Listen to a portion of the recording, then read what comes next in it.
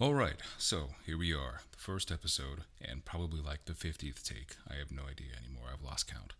But I figured might as well just get it out there. So I think the best place for me to start is not at the beginning, but actually at the end, and kind of work my way back.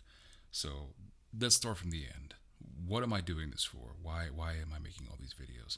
Well, my goal in life is to create change in the world. Specifically, I want to create change in how we train our people. So, a little bit of a backstory for me is that I'm a United States Marine.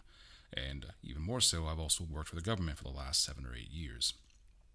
And the one thing that I'm painfully aware of is that the government is really bad at two things. The first thing being spending money, and the second thing being training its people.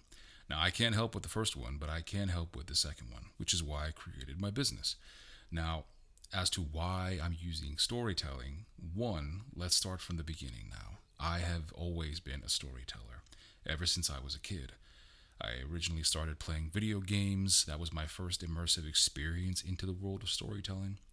And then very shortly after that, I started doing other things in storytelling, like singing. And then from singing, I learned to play music.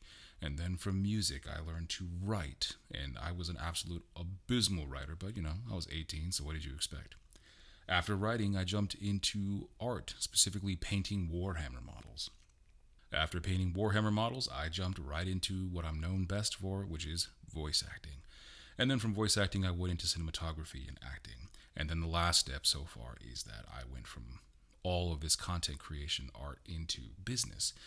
So I have a lot of experience in many different avenues of storytelling. And the one thing that I've understood now is that storytelling is the most effective methodology for training people. And that's what I'm trying to do. Right. And so now this is where we are currently.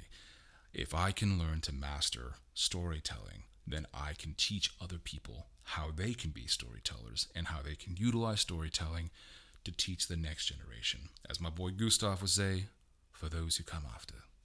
So now you got my whole story from end to beginning to now.